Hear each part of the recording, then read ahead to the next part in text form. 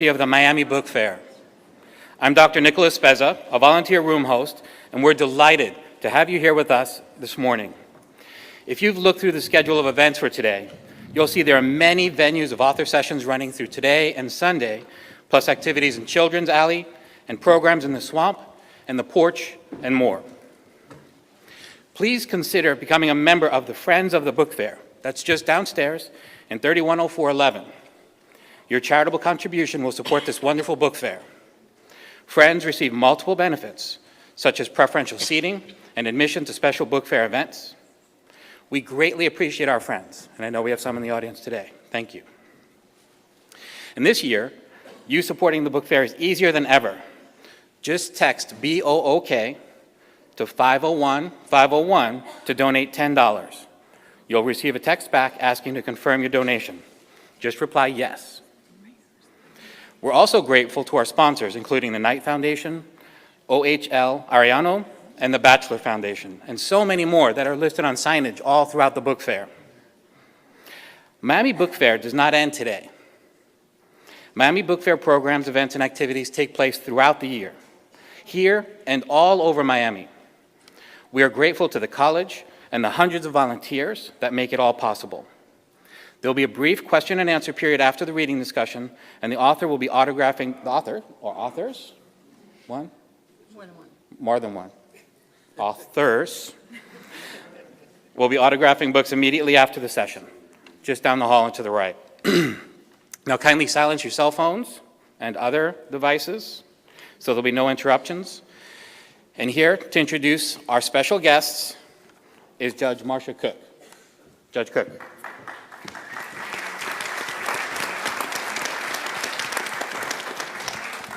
Good morning, everyone. Sorry about the delay, but without a little problems, life is no fun, right? As some of you know, I'm a federal judge about 2 blocks away, and I'm reminded this morning by the late Yogi Berra. This is deja vu all over again.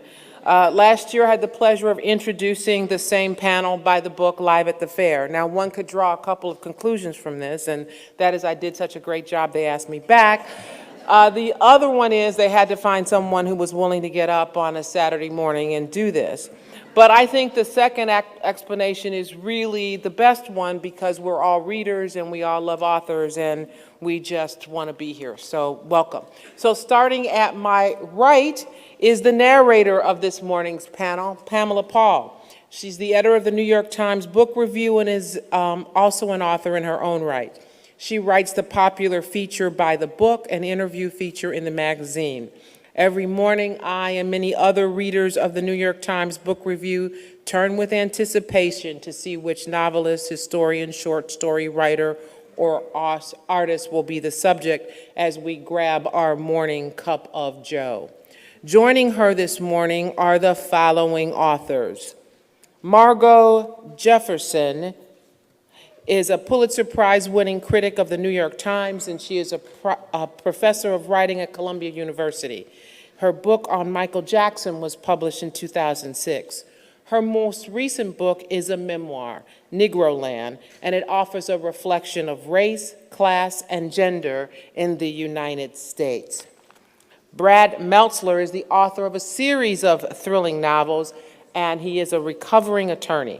His penchant for research has made history cool, and I think he's the only South Floridian on the panel this morning. If you want to see more of him, turn on the History Channel. His newest thriller, The President's Shadow, opens with one simple idea. One morning in the White House Rose Garden, the First Lady uncovers a severed arm buried in the dirt. Sloane Crosley is a noted essayist, and she writes frequently of life in the world for the New York Times. Many of us were under a misguided assumption until last month that Class was her debut novel, but she blew the whistle on herself, and we now know that it was her second novel, and maybe this morning she will fill us in on the details. Rick Moody is the author of 4 novels. His latest novel is Hotels of North America. I haven't read the novel, however, I have learned that there are discussions of various scams and cons, including the melon drop. As a former prosecutor, I think I need to do some research. T.J. Stiles is the author of several nonfictions and biographies. His newest work is Custer's Trial, A Life on the Frontier of a New America. This book does an amazing job of telling the story of Custer's life, a fact often forgotten in the story of his death.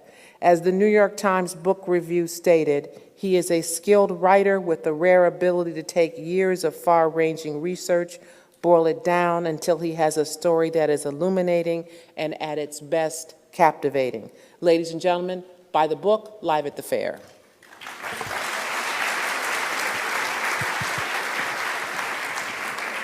Good morning. I'm going to start off by talking about another book event this week. At the National Book Awards on Wednesday night, Don DeLillo accepted a Lifetime Achievement Award. And in his acceptance speech, which was not webcast or televised, so I will share it with you here, he did not talk about his life's work. He did not talk about his own novels, about his process. Instead, he talked about the books he reads, and he described the books, the little mass market paperbacks on his own bookshelf. And he said, "Here, I'm not the writer at all. I'm a grateful reader. When I look at my bookshelves, I find myself gazing like a museum goer." That's where I want everyone in this panel to be for the next hour, thinking about the books that surround them, the books that make a writer a reader, and a reader a writer, the books that tell us who we are in this world and in the world inside us, in our imaginations. So on this panel, probably unlike many of the other panels at this year's book fair, the writers here will be talking not about themselves as writers, but about themselves as readers. As Judge Cook described, this panel came out of a book that I wrote or edited called By the Book, Writers on Literature and the Literary Life, which itself came out of a weekly feature in the book review called By the Book. And in that feature, it's an interview with a writer or an artist, musician, public figure about their life story as told through what they read, unlike other profiles, which we'll go into. Childhood trauma and all that other fun memoir stuff. This is the way I think of my life, which is through the books I've read. When I think back to moments in my life, I often think about what I was reading at the time. And by the book, the idea is that you learn about a person and who they are, not only what they read, but through what they read. So there's no preparation for this panel. Everyone here is a little bit off the cuff. None of the people on this panel have actually done a By the Book, so this is a kind of By the Book live. I will warn you that I'm going to ask terribly unfair questions. With By the Book, in the book review, everyone has time to prepare and to mull and to contemplate and to pore over their bookshelves.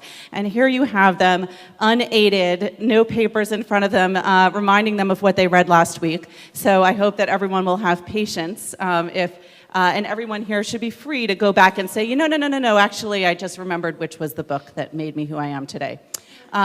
So this is really going to be a conversation, and we're not going to go in any particular order, and I'm going to start with a very easy question for all of the panelists, which is, what did you read on your way to the Miami Book Fair? I guess, Brad, this is unfair for you because you were basically here, but you can tell us what you read last night. I was going to say, did you mean in the car? Well, in Miami, you can do that, right? Right? You think that's not even a joke. What did I read on the way to, comic books. That's what I've been reading. I've been reading, just finished Neil Gaiman's Sandman Overture, which I just loved and saw the end of. And that was the one that as I was on 95 in that stoppage, I just held it on the steering wheel as I crashed into the car in front of me. And what brought you to that particular book? I grew up on comic books, and my family didn't read when I was growing up. My mom read only two things, The Star and the Inquirer, and my father read just the sports page. That was it. There were no books in our house. My mom used to say the Inquirer had all the real news, and I was lucky to be the first in my family to go to college, but comic books were what fed me. And that was, and I think, it's easy to say, oh, I'm supposed to give you a big answer and say, oh, Moby Dick is what inspired me. But the reality is that if you think about the first morality tales you read, it's not, maybe it's the Bible for you, but it's not the Bible. When you're a kid, it's Superman and Batman and Wonder Woman and Spider-Man. And to me, the most important part of the story, now as I get older, is not Superman. The most important part of the story is Clark Kent. Because we're all Clark Kent. And we all know what it's like to be boring and ordinary and wish we could do something incredibly beyond ourselves. And to me, that's still the appeal. And what I love about Gaiman's work is he lets us step into the fantastic. He truly, I never read anything that I feel like I can do, which means I read a lot. But Gaiman takes me into that world of things I know I can't do. Having opened up with comic books, you're going to make everyone else here feel much more comfortable about their airport reading. That's right. That's right. But no, there's no, again, comics don't deserve any snobbery. To me, every genre is 90% garbage and 10% gold. And that's literary fiction, and that's thrillers, and that's poetry, and that's comics. And we used to see it as this great hierarchy. And literary fiction was up here, and we were all slumming down here. And that's garbage. That's snobbery. To me, you find the 10% of gold in anything. And Neil Gaiman and Alan Moore and Brian K. Vaughan and Brian Bendis, that's the gold in that world. And I love that I get to support it and be out there and talking about it. All right, then. Sloane? Hello. Oop, is this on? No. Hey. That's definitely on. Hello. I read, actually, and this is a little bit belated, but I read H is for Hawk. I don't know if you guys have read this book by Helen MacDonald. I got halfway through it, and one of the joys of the book, I had meant to pick it up forever, but it's a memoir about a British woman who's also a poet and is also a falconer, basically, and her dad dies, and as a sort of crazy reaction, and it reminded me a lot of the Year of Magical Thinking in a lot of ways, as this sort of like kind of insanity that she felt she had to experience by herself. She decides to train a goshawk, and I was about halfway through it, and one of the joys of coming to this fair really is that I was sitting with the publisher on the plane. I happened to be sitting next to Morgan Entrican, and I just sort of lifted it out of my bag as we were about to take off. I'm like, hey. It's like wearing like the t-shirt of the band to the concert, and I'm like, what? And I was so excited. And I usually sit next to an author whose book the Times Book Review did not review. Or trashed, but go on. Sorry. Yeah, no, I was very fortunate. But I was so excited, and he was, he sort of gave me a thumbs up, and, people have their plane activities, and I got about halfway through it. I just couldn't stop reading it. It was absolutely stunning and beautiful, and I just love reading nonfiction that has a weird wish fulfillment quality. To be an expert like that in something that you don't have to be an expert in. Maybe it's the same sort of thing you were saying, where you want to read things that I don't know about, so that leaves a lot of books. But it's a beautiful book, and I got about halfway through, and then I realized she called the hawk, she names it. I got to that part, and she called it Mabel, which happens to be the name of my cat. So I got to that part, and I was like, oh!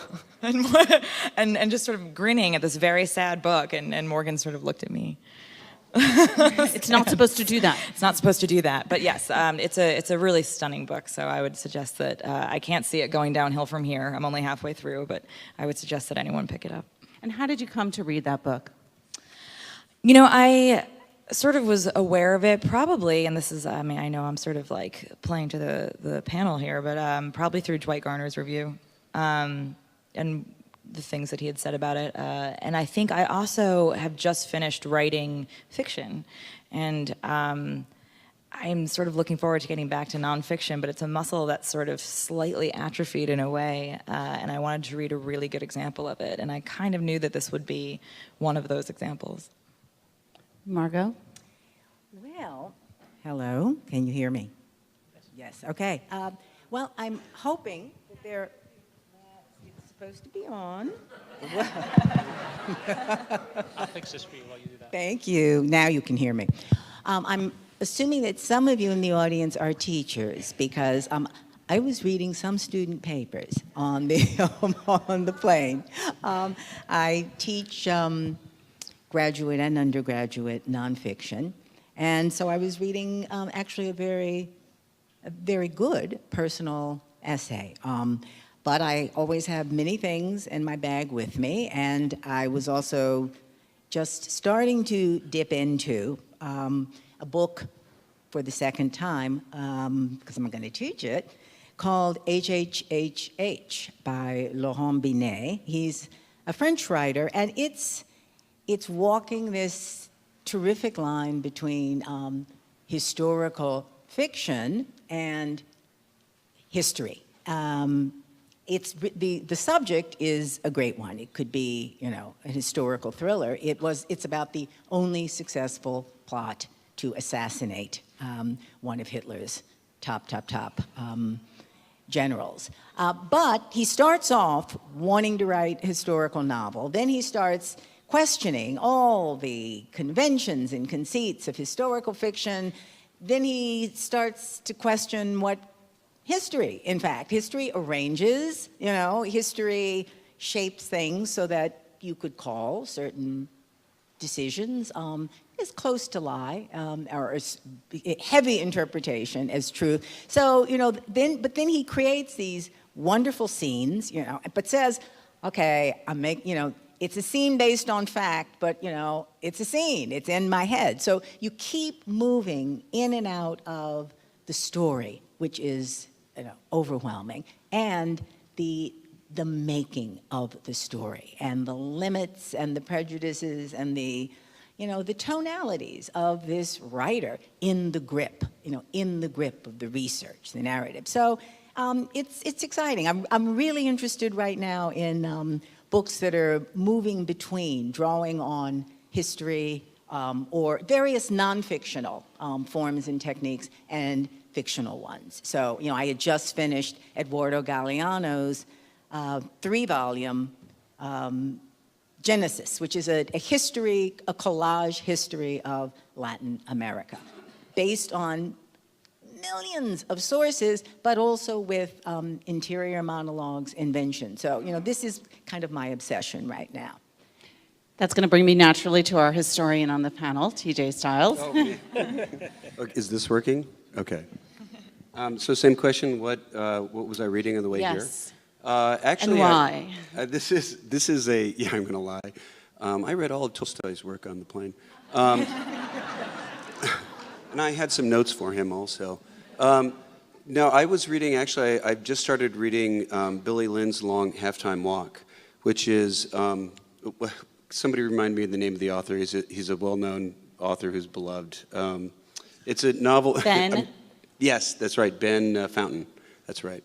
And this has often been praised as one of the best novels about the experience of the wars in Iraq and Afghanistan. And I'm interested in, as somebody who writes nonfiction, I see myself as both playing a role, specifically as a biographer, both being a historian and also being a writer. And that biography is about the world and the outer world, and in my case, the making of the modern world. But it's also following someone's life, through as they move through the world, and trying to understand, the person, and trying to evoke something that you ultimately can't get to in nonfiction is something that I try to do. And so I'm always reading fiction. I actually read for pleasure much more fiction than nonfiction. Having just written this book about someone who went through war, the nation's costliest war in our history, George Armstrong Custer in the Civil War, and he came out of it with this romantic mindset. I've really been interested in recent writing about our experience overseas, and so I loved Phil Clyde's work, Redeployment. It's just absolutely amazing, and so I just picked this up, and it's just a wonderful experience of getting inside the mindset of soldiers who, are not the kind of guys who themselves are going to be writing literary fiction. And it really, it's just really spectacular. And, it also, I like reading the stuff right now because, we talk about the literary life. It's very much like that of a soldier in war, which is long, long periods of tedium punctuated by brief moments of utter terror. So it's kind of maybe it's not the same thing, but anyway. All right, Rick? Am I allowed to be reading 4 books at the same time? Yes.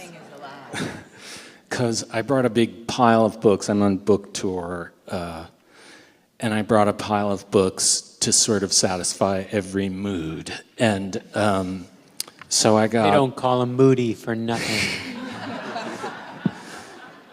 Believe it or not, I've heard that one before. So I brought 2 novels. Susan Minot's 30 Girls, which is about Africa, great book.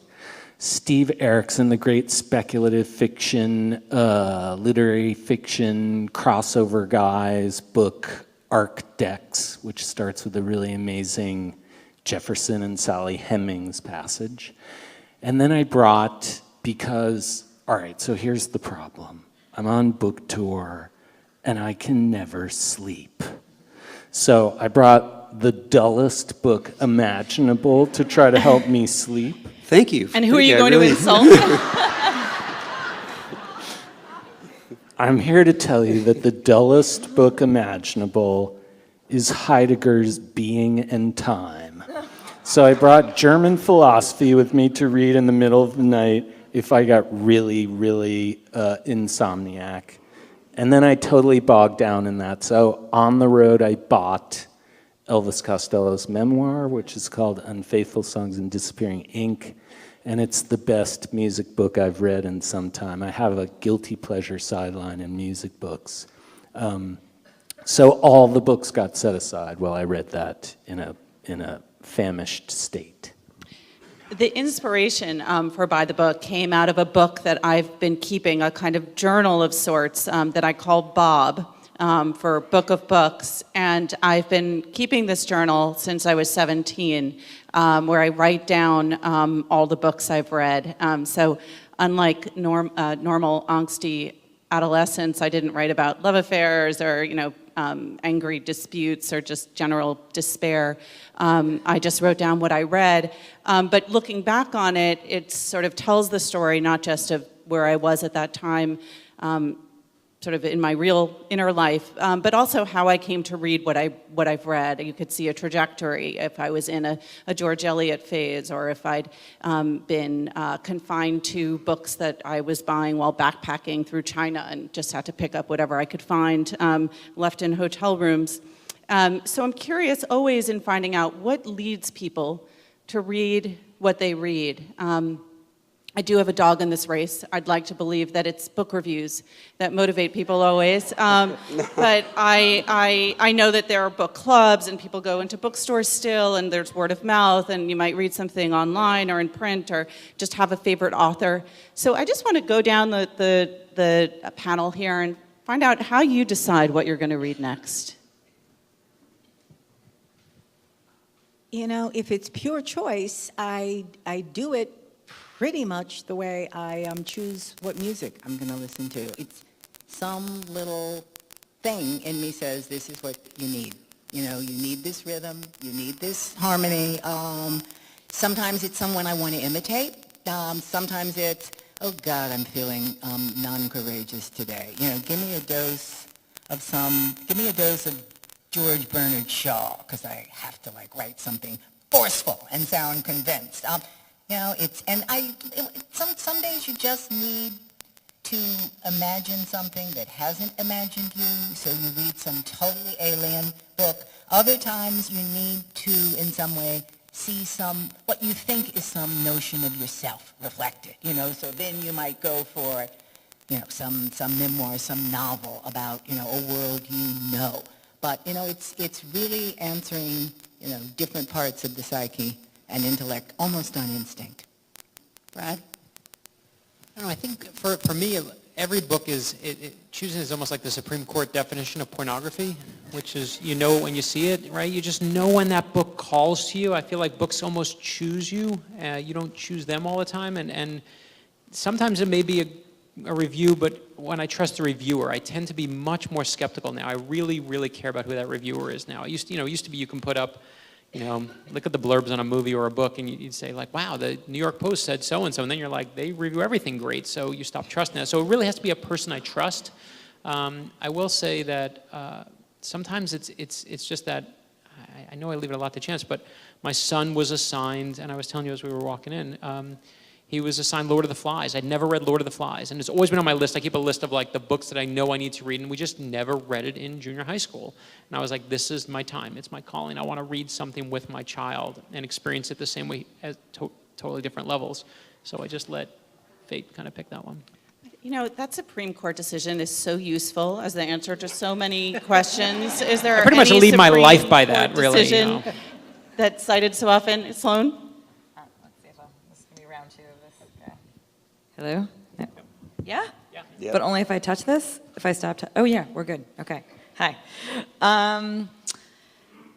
It's funny because for a long time I worked in book publishing. So I worked for Knopf, which is a division of Random House. And it was my job to read so many books, about 2 or 3 a week. Which is a lot, only because you have to be paying attention. You can't just fly through and skim them, because you're going to be publicizing them.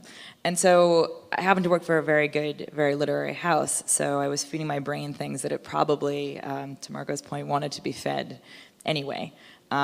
Which is also, yeah, I like that. It almost is, it's like, when you see these like health cookbooks that come out that say, what you should be eating to be healthy, but like, not to say you shouldn't buy them, but like, don't you already know? And you're just not doing it? Like, don't you know that like blueberries and kale and salmon are good for you and you shouldn't eat pizza before you go to bed? Like, you know this. Why do you need a book to, anyway.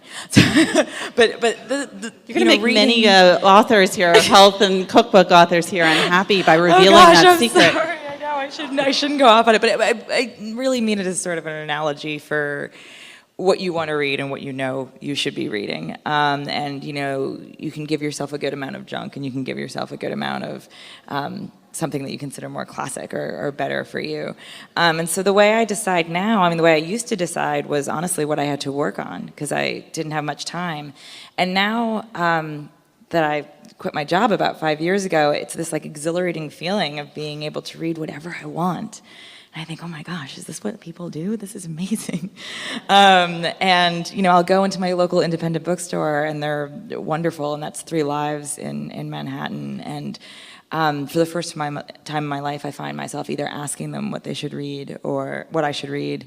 Or a lot of times the way I'll choose what to read is by refreshing from thinking that I've read so much of the same kind of thing. So I'm sort of a short story fanatic, and I'll move on to something else that's very different, just to give myself texture. I'll tell you what not to use. Don't use Amazon reviews. I like to collect this is mindful of a book that's already been cited in the conversation. I like to read really bad reviews of Moby Dick on Amazon. So you can see the 2-star review. This is the most tedious book ever. So Where is the whale? When is the whale coming back? The whale's been gone for 300 pages.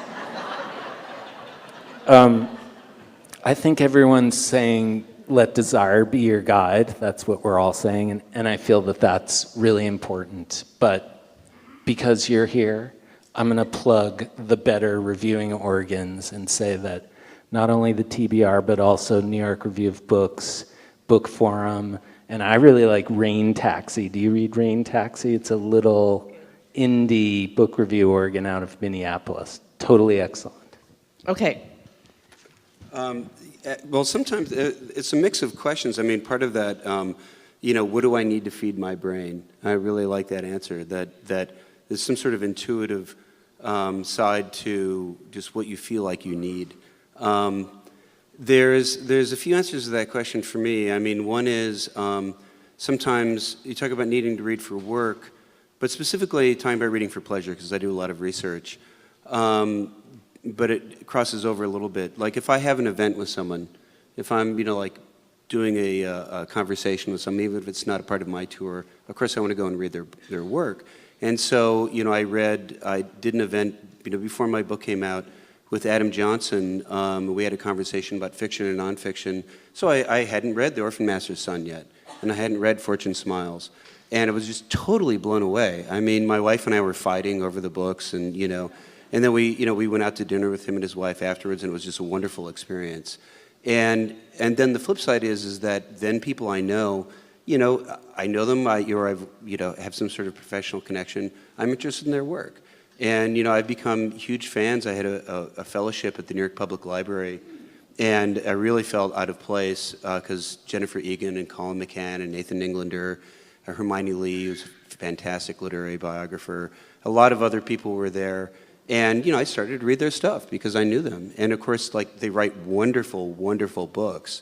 So, and then sometimes I think, I want to read fiction that relates to themes or things that I'm trying to do, like my current interest in reading about the Iraq War. That's something I want to know about, more about that experience, and I'm trying to understand more about kind of almost retrospectively what it is that I'm trying to write about.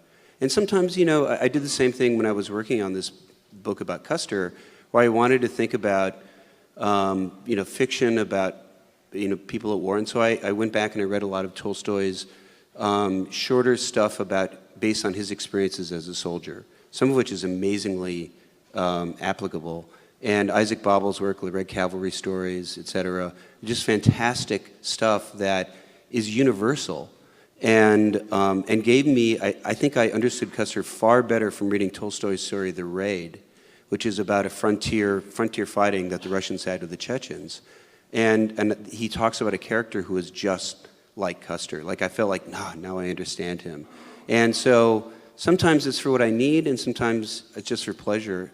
When I read nonfiction for fun, it's often in a field I never do any work in at all. So I love classical history. I'm never going to write about ancient Greece or Rome, so it's a lot of fun to read about because I have no idea when they're completely wrong.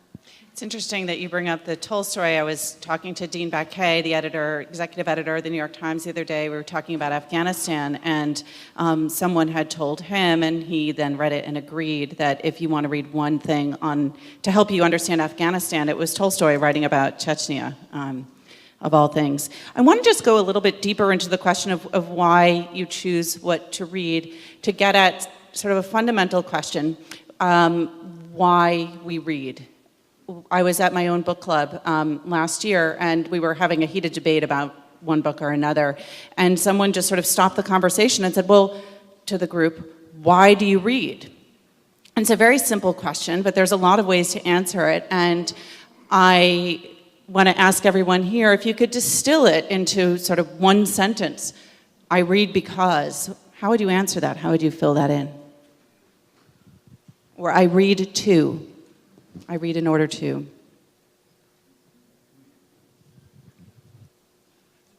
I am going to invoke that old word, escape.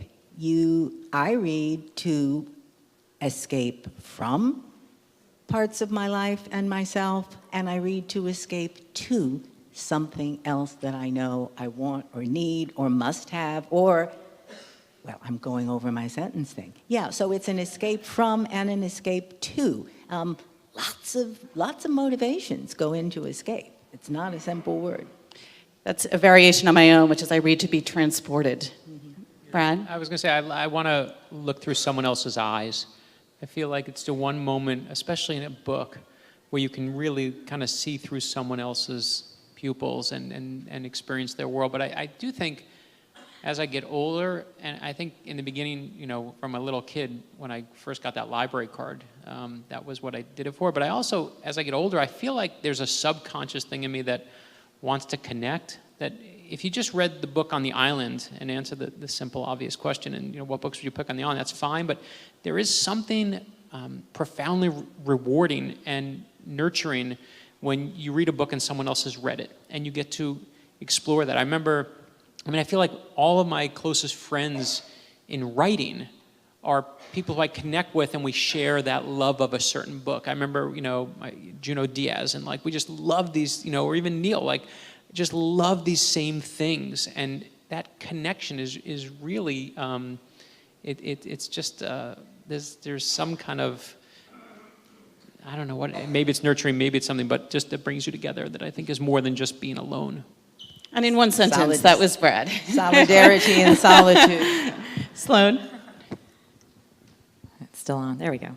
I mean, this is going to be sort of repeating what's already been said in a way, but I think with a slight twist, I read for empathy and I read for entertainment, and I just pray for crossover, because it's not, you know, there's a sort of magic that happens when that crosses over. I mean, the authors that I'm thinking of are not just nonfiction authors, but are Laurie Moore or Michael Cunningham, Tobias Wolff for people who do it right now. Jim Shepard is someone who does it right now. If you've never read, he has a tiny, slim book called Project X that you should, I mean, don't leave now, because we're all in the middle of talking, but then afterwards, maybe go pick it up. And I read to be moved when I'm not looking. I mean, I know it sounds, I mean, you want to feel like you're in good hands with any author. There's a relationship of trust, but I also want to be laughing until the very end when I get kind of punched in the gut a little bit.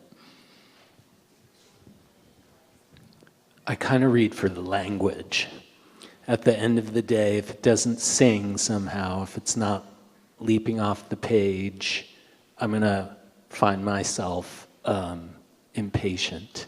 So for me, even if there's the issue of translation that's in the way, the language has to go somewhere and do something particularly special, or else I'm going to turn elsewhere. I'm reminded of my son was 2, I think. He had a favorite book, and he came into his room, and he had the book on the floor open, and he was trying to get his foot inside the book. Like, he was literally trying to get inside the book. And, that's just such a, it's cute, makes a nice story, but I mean, that's the experience you want when you're reading. And the reading for information is interesting. Sometimes something is not immersive, but it's just a good story. You want to know what happens next, and that's I don't turn up my nose at that at all. But that feeling of later when he was, I think, 5, and he really got into comic books, and I did this thing where I bought all of the Marvel classics. They've republished the original Marvel comic books, the original Spider-Man. I thought, this is America's mythology. He loves superheroes. Let's start with the classics. And I remember, and he loved Batman. He said, I wish Gotham City were real. I want to live in Gotham City. I'm like, it's so dangerous. You don't want to live there. Batman started because his parents were dead. Exactly. It's a little disturbing. But it's to know people, to get inside somebody else's head, to live in that world, and to understand. I love reading fiction that has. I've talked about reading war stories, or at least veteran stories. But I love Edith Wharton. I love getting inside the lives of people, of women, of people of completely different cultures, of different eras. But when you really get a great writer who immerses you in that experience. It's just, there's nothing like it. There's no other medium does it for me the way that a great book does. So, ultimately, that's why. Also, not to sound stupid on panels like this, you have to read. That brings me to another subject dear to my heart. I have little patience with people who disparage children's literature, because it's what we read when we are children that makes us readers, that makes lifelong readers. And it's those books often that we turn to when we have children, and that we think back on when we think about what inspires us. So I'd love everyone on the panel to just describe what their life was like as a childhood reader, what kind of books they had, the books that were dear to them, the heroes and heroines that inspired them. All right, we're going to start again with TJ. Back to superheroes. Yeah, exactly. I'm hiding. By the way, I'm going to say hi to the people over here. Can't see me behind the podium. It's interesting because when I was little, I loved comic books, but my father had this 1950s idea that comic books are bad for kids, and taught them to play pool, and just awful things like that. So I had to go to my friends' houses to read comic books. So it was like this special pleasure because it was forbidden. You know, like Iron Man is really going to turn you into a bad kid. So yeah, I guess you would because you become a drunk and et cetera. But so that was like, you know, the kind of furtive pleasure of it, and having to go to a friend's house to read comic books was great. And then as I got a little older and I started to read real novels, I had the same experience of having you know, friends who were recommending books. And, you know, we started to read Count of Monte Cristo, the Three Musketeers, you know, science fiction like Dune that was just like, you know, it was just this amazing adventure that, you know, was living out. And that pleasure of the kind of the adventurous life, even though now, you know, I write about an adventurous life and I'm finding the dark side and I'm thinking about what it's like, there's still something about that, you know, just that pleasure of somebody putting himself in peril and how are they going to get out of it, et cetera. There's some sort of inside of me, there's something really deep that I love about that. And so I find myself writing about often detestable people, but they have these kind of dramatic, physically dramatic lives. And I think that goes back to what I read when I was a kid. Like many people, I had that sort of life-changing experience with Where the Wild Things Are, and by Maurice Sendak. And indeed, I love all of Sendak. Sendak's sort of thorny, prickly intensity was moving to me then and still is. And I've had occasion to think back as an adult. I have a 6-year-old daughter, so she's into many of these books. I've had occasion to go back to Where the Wild Things Are and try to figure out what about it is so remarkable. And I think, you know, Sendak was an acute and very intellectual thinker about why children's books were valuable and what was important about them. And I think Where the Wild Things Are is about Jung in a way. It's about the unconscious and the way that kids, you know, are sort of, they're like icebergs. There's a little part at the top that's conscious, and then there's a huge lower section that they don't really have access to.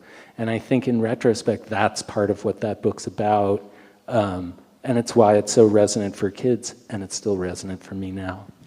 I just want to say that that book is like about the reading experience, you know, where the kid descends into this other world, or ascends, I don't know how you want to put it. And so, yeah, you're right, that is so powerful because it's like you live that experience every time you pick up a book.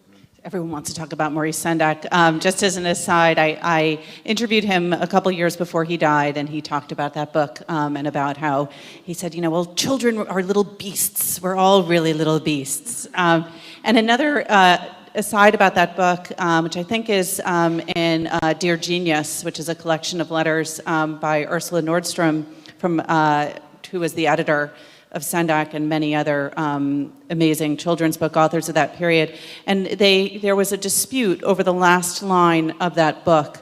The editors wanted to change it. You know, he comes back from Where the Wild Things Are, and he comes back to his dinner, and Maurice Sendak had written, and it was still hot. And they wanted it to be warm or lukewarm. They wanted him to somehow have been punished a little bit, to have suffered for his indiscretion chasing the dog with a pitchfork and all that. But he was very insistent, Sendak, that no, he comes back and the dinner is still hot. I love that. That's beautiful. So I had a sort of a formative splatter painting when I was a kid. My parents were very literate people, but not hyper literary. So we had, you know, like shelves of, you know, the yellow spines of National Geographics as far as the eye could see, and a little bit of, you know, Robin Cook. And my dad had spent some time in Ireland, so we had Dubliners and Ulysses, but these are not really children's books, although my mother did read me all of Gone with the Wind when I was a kid, which is a choice. But I wasn't even sure what to read. I mean, they read to me Alice in Wonderland was certainly very formative. I remember reading The Secret Garden and my mind being blown. And really for the same reason that Where the Wild Things Are, all of these things, this escapism and the idea that it's still hot, that you could sort of travel through time in this portal and nothing's changed. You know, you can have these adventures, it lets you out a little bit. It's the escapism that we look for as adults, but it's just so much more visceral and active as a kid. And then I went to a book fair, but I still wasn't sure what to read. And I remember I went to a book fair at a church in New Hampshire when I was like 10, and we could pick up 2 books.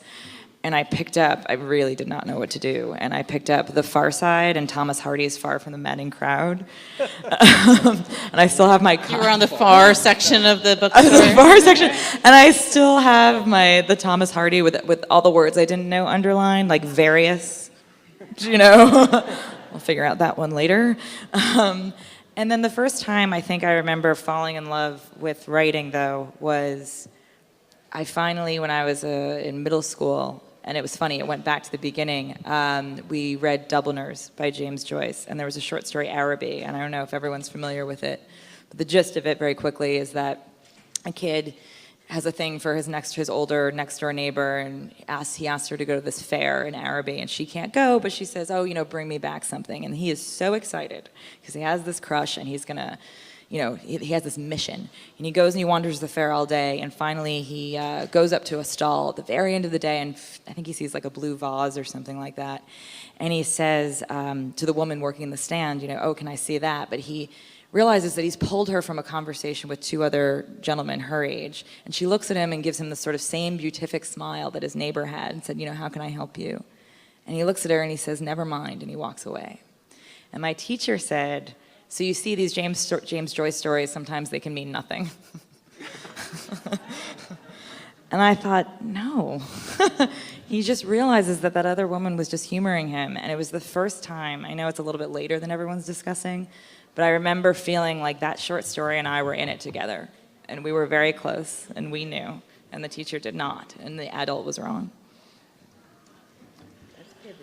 Yeah, no, we need that. For me, I think certainly comic books, I needed comic books growing up. They protected me. They really did. And we talked about that and for many of the same reasons. But I think what changed me when I was little is my grandmother giving me that library card. That was a big deal for me. And I remember she took me to the Brooklyn Public Library, and, that was, not far from her house. And the librarian said, this is your section. And I remember thinking, these are mine. I thought she had little men, these were mine. And I was like, this is awesome, right? And I met, and the first one I remember reading from there was Agatha Christie. I remember coming home with Murder at the Vicarage. And I didn't know what a vicarage was, right? I was a Jew in Brooklyn. Like, I was like, this is, but I just remember sitting there, and there was in chapter 1, or whatever chapter it was, but there was a dead body. And that was just amazing to me. But I will say, and I think Agatha Christie gets far too little credit. I think when you touch the popular imagination in that way, that there is something special in there. But I will say, the one that really did it for me, the one that made me come back over and over beyond Agatha Christie was Judy Blume. Judy Blume was just it. Like, I just remember, and it started and again, in such an obvious cliche way, but it was the first kind of book that I felt like, oh, she's writing about me. But then I remember just, hitting puberty and loving girls. And Are You There, God, It's Me, Margaret? I was like, it was an instruction manual to me, right? I read that book and I was like, tell me what a bra is. I need to know these things. And that was, to this day, she's just a hero to me. And because again, it was just what to me, the books that stick with me are the books, not that I enjoyed the most. I certainly enjoyed lots of books, but they were the books that at that moment in my life I needed. I really needed, and they were kind of like life preservers. Margo? When you're very little, reading comes through the ear a lot. I got read to by my mother. She read a lot of poetry. I especially loved nonsense poetry, Lear and Lewis Carroll, and so it's language separated from the usual meaning, and that to me was absolutely wonderful, that you could hear and read simultaneously, and words and rhythms would do unexpected things. Also, in my house, and certainly in my head at least, early on, words on the page and being read to got mixed in with a lot of words in songs. So I was, Gilbert and Sullivan, scat singing, those are both in some way outgrowths of nonsense poetry. Those, in my day, we had this fireside book of folk songs, which covered everything from blues to early sort of bluegrass. So you'd play them on the piano, but then you'd recite them, and then you'd sing them. Spirituals, the same thing. So now I'm going to do a shout out to Sean for Secret Garden and A Little Princess, Frances Hodgson Burnett, these girls' period books with heroines, and huge for a young girl in Little Women. Speaking of books that you need at a certain point, Little Women. Okay. I'm going to ask one final question of the panel. I could ask 20 more. One of the questions I ask in By the Book is, if you could recommend a book to the president, what would that one book be? Or if you could bring a book to an island, what would that one book be? I'm going to ask, because we have a room here of readers, captive readers, if there's one book that you think you just want to evangelize, you want to say, what one book that you would recommend, whether it's something great you read this year or something that you just always hand to a good reader, what would that book be? We'll go in no order, just as you think of it. Okay. Well, it actually is both what I would recommend to the president and also something that, it's just a book I love, and so many people are, I know this is kind of one of these Weasley things where, recommending Tolstoy is just like such a cop-out, because of course you should read Tolstoy, but he's so intimidating to a lot of people, his gigantic novels. But Haji Murat is just an amazing, it's like War and Peace in 150 pages.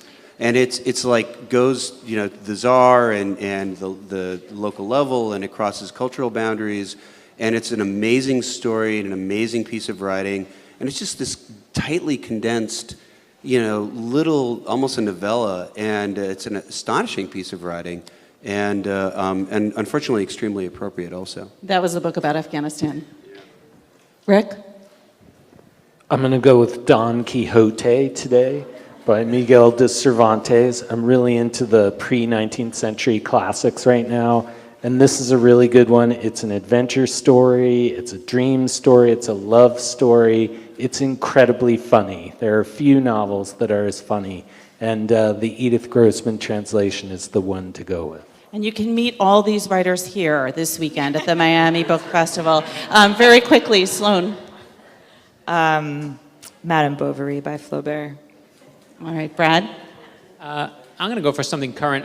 Hilo by Judd Winnick. And I had to bring one thing. We do a little interview show at my house, and I looked through the entire list, and no offense to anyone on this panel, but the author that I invited to my house last night for dinner was Dave Pilkey, Captain Underpants, because it unlocked reading for my kids. It unlocked it. It truly did. My son read 12 books in like 3 weeks, and I was like, and suddenly he was a reader, and I wanted to shake that man's hand. And Margo? I'm going to fudge and do two.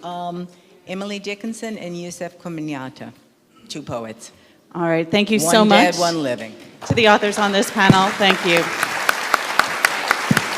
Can we have a round of applause for our authors? Thank you very much, and they'll be queuing up really soon for our next group.